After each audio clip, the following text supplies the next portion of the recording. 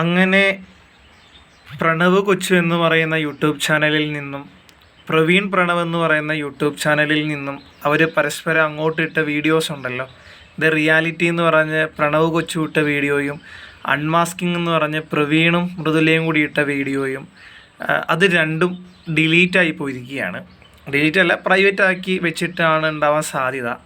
പക്ഷെ 60 ലക്ഷം വ്യൂസ് കിട്ടിയ 2 വീഡിയോസും പ്രൈവറ്റ് ആക്കി വെച്ചതുകൊണ്ട് എന്താണ് ഉപകാരം എന്ന് മനസ്സിലാകുന്നില്ല. ഈ സാധനമൊക്കെ എത്തേണ്ടോടത്തൊക്കെ എത്തി എല്ലാവരുടെയും കൈ കൂടെ കിട്ടി എല്ലാവരും കണ്ടു കഴിഞ്ഞൊരു സാധനമാണ്. പക്ഷേ ഞാൻ വിചാരിച്ചു എന്തായിരിക്കും കാരണം എന്ന്. അപ്പോഴാണ് മറ്റേ പ്രവീൺ പ്രണവിൻ്റെ യൂട്യൂബ് ചാനലുണ്ടല്ലോ, ഇപ്പോൾ മൃദുലയും പ്രവീണും കൂടി ഉപയോഗിക്കുന്നത്, മറ്റേ 40 ലക്ഷം സബ്സ്ക്രൈബേഴ്സ് ഉള്ളത്. അതിൻ്റെ കമ്മ്യൂണിറ്റിയിൽ ഇട്ടിട്ടുണ്ട് സൈബർ ബുള്ളിങ് കാരണമാണ് വീഡിയോ പ്രൈവറ്റ് ആക്കി വെക്കുന്നതെന്ന്.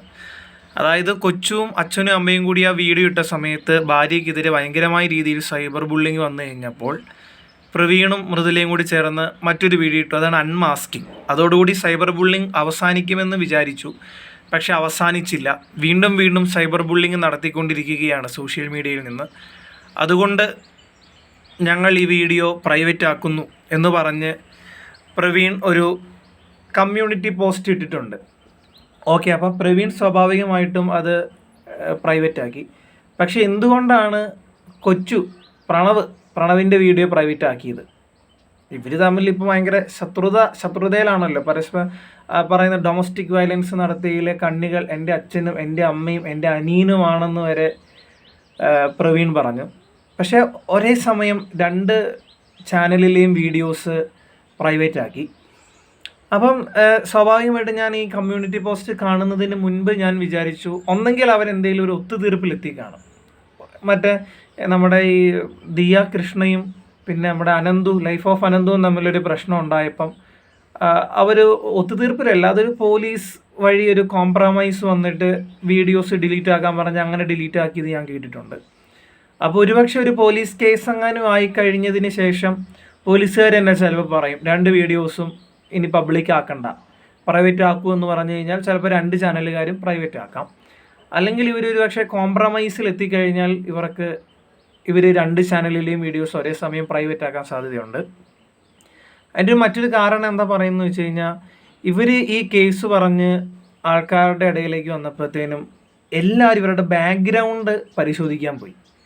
ബാക്ക്ഗ്രൗണ്ട് പരിശോധിച്ച് കഴിഞ്ഞപ്പോഴത്തേനും വളരെ മോശപ്പെട്ട ഒരുപാട് കാര്യങ്ങൾ ഈ പ്രവീണിനെതിരെയും കൊച്ചുവിനെതിരെയും അച്ഛനെതിരെയും അമ്മയ്ക്കെതിരെയും ഒക്കെ വരാൻ തുടങ്ങി. ഒരുപാട് നെഗറ്റീവ് കമൻസും നെഗറ്റീവ് വീഡിയോസും നെഗറ്റീവ് കാര്യങ്ങളൊക്കെ എത്താൻ തുടങ്ങി. അതായത് ഇവരുടെ അച്ഛൻ്റെ പെങ്ങടെ മകള്, അതായത് ഇവരുടെ കസിൻ, ഇവർ 4 പേരും കൂടി അവളുടെ കുടുംബം തകർത്തു, അവളുടെ ചേട്ടനെ അവളിൽ നിന്ന് വേർതിരിച്ചു, അങ്ങനെ തുടങ്ങി ഒരുപാട് കാര്യങ്ങൾ. ഇവരുടെ പേര് കേസുണ്ട്, അങ്ങനെ ഇവൻ്റെ അച്ഛൻ വേറെ കല്യാണം കഴിച്ചു, അങ്ങനെ ഒരുപാട് രീതിയിലുള്ള ഒരുപാട് നെഗറ്റിവിറ്റികൾ പരക്കാൻ തുടങ്ങി. അപ്പോൾ പ്രവീണിനെതിരെയും ആൾക്കാർ തിരിഞ്ഞു. അപ്പം ഇവരുടെ ഫാമിലി മൊത്തത്തിൽ അങ്ങനെയാണല്ലേ, പണ്ട് തൊട്ട് അങ്ങനെയാണല്ലേ എന്നുള്ള രീതിയിൽ ആൾക്കാർ എന്ത് ചെയ്തു, സാധനം വളച്ചൊടിക്കാനും പിന്നെ ഒരുപാട് തെരഞ്ഞിറങ്ങിയ ആൾക്കാർ. അപ്പോൾ സ്വാഭാവികമായിട്ടും വീണ്ടും സൈബർ ബുള്ളിങ് വന്നു, പ്രവീണിനെതിരെ വന്നു, പ്രണവിനെതിരെ വന്നു. ആദ്യം ആൾക്കാർ ചെയ്തുകൊണ്ടിരുന്ന ഒരാളെ സപ്പോർട്ട് ചെയ്യുമ്പോൾ മറ്റേ ആളെ കുറ്റം പറയുകയായിരുന്നു. പക്ഷെ അവസാനമായപ്പോഴത്തേനും ആൾക്കാർ 2 പേരെയും ഒരുമിച്ച് കുറ്റം പറയാൻ തുടങ്ങി. 2 പേരും ഒരുമിച്ച് കുറ്റം പറയാൻ തുടങ്ങിയപ്പോൾ അവർക്ക് മനസ്സിലായി കാണും 2 പേരും ഇനി വീഡിയോസ് ഇട്ടിട്ട് കാര്യമില്ല. അല്ലെങ്കിൽ ഇവർ പറയുന്നുണ്ട് എന്നെ തല്ലി, എന്നെ ഇറക്കി വിട്ടു, പക്ഷേ ഇതിൻ്റെ ഒരു കാരണമുണ്ടല്ലോ, മെയിനായിട്ടുള്ളൊരു കാരണം. ആ കാരണം ആരും പറയുന്നില്ല. പ്രവീണാണെങ്കിൽ ശരിക്കും പറഞ്ഞാൽ ആ കാരണം കൂടി പറയണേ. പ്രവീണിൻ്റെ അമ്മേൻ്റെ ശബ്ദമൊക്കെ കേൾപ്പിക്കുന്നുണ്ട്, അവൾ ഞങ്ങളോട് അങ്ങനെ ചെയ്തു, അതുകൊണ്ട് ഞങ്ങളിനി നിൻ്റെ വീഡിയോയിൽ വരുന്നില്ല എന്നുള്ള രീതിയൊക്കെ പറയുന്നുണ്ട്. പക്ഷെ അവൾ എന്താണ് ഞങ്ങളോട് ചെയ്തത്? അത് പ്രവീണിൻ്റെ വീഡിയോ പറഞ്ഞിട്ടില്ലായിരുന്നു, അമ്മേൻ്റെ വോയിസ് ക്ലിപ്പും കാണിച്ചിട്ടില്ല. അപ്പോൾ അത് കട്ട് ചെയ്ത് കളഞ്ഞതായിരിക്കാം, അല്ലെങ്കിൽ ഇനി പുറത്ത് പറയാൻ പറ്റുന്നതിലും കാര്യമായിരിക്കാം. പക്ഷെ ഇത്രയൊക്കെ പുറത്ത് പറഞ്ഞവർക്ക് അതും കൂടി പുറത്ത് പറയുന്നതിൽ എന്താണ് വിഷയം എന്നറിയില്ല. എന്താണെങ്കിലും 2 പേരുടെയും വീഡിയോ 60 ലക്ഷത്തിലധികം ആൾക്കാർ കണ്ടിരുന്നു. ആ 2 വീഡിയോസും ഒരേ സമയം പ്രൈവറ്റ് ആക്കി. പ്രവീൺ പറഞ്ഞതനുസരിച്ചാണെങ്കിൽ പ്രവീണിൻ്റെ വീഡിയോ മാത്രം പ്രൈവറ്റ്, ഓക്കെ. പക്ഷേ ഇത് പ്രവീണിൻ്റെ വീഡിയോയും ഇപ്പോൾ പ്രവീണിന് സ്വന്തം അച്ഛനാണ്, സ്വന്തം അനിയനാണ്, പക്ഷേ ഇത്രത്തോളം ചെയ്തിട്ട് ഇവരിപ്പോൾ ഒരു ശത്രുതയിലാണ്. അത് അൺമാസ്കിംഗ് എന്ന് പറയുന്ന വീഡിയോ ആണ് അപ്പോൾ മനസ്സിലായി. അപ്പം അവരുടെ വീഡിയോയിൽ ചാനലിലെ വീഡിയോയും ഒരേ സമയം പ്രൈവറ്റ് ആക്കിയപ്പോൾ എന്തോ ഭയങ്കരമായ രീതിയിൽ ഒരു അസ്വാഭാവികത ഫീൽ ചെയ്തു. ഇനിയിപ്പോൾ അവർ ഒന്നിക്കുവാണെങ്കിൽ ഒന്നിക്കട്ടെ കേട്ടോ, അതാണ് വളരെ ഇഷ്ടപ്പെട്ട ഒരു കാര്യമാണ്. അവർ ഒന്നിക്കുവാണെങ്കിൽ ഒന്നിച്ചോട്ടെ, പക്ഷെ നല്ല രീതിയിൽ പോകാൻ അവർക്ക് സാധിക്കണം. പക്ഷേ ഇത്രയും വലിയൊരു കുറ്റകൃത്യം നടന്നിട്ട് ആർക്കെതിരെയും നടപടിയില്ല.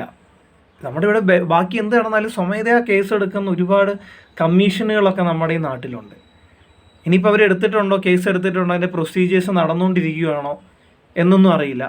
എന്താണെങ്കിലും ഒന്നിച്ചു വേണമെങ്കിൽ ഒന്നിച്ചു പോട്ടെ. പക്ഷേ ഇത്രയും വലിയ കുറ്റകൃത്യം നടന്നിട്ട് ഇപ്പോൾ മൃദുലയും പ്രവീണും കള്ളത്തരം പറഞ്ഞതാണോ എന്നെ അവർ അടിച്ചെന്ന് പറഞ്ഞു. അപ്പോൾ ഇവരുടെ പേര് കേസ് എടുക്കണം, കള്ളത്തരം പറഞ്ഞവരുടെ.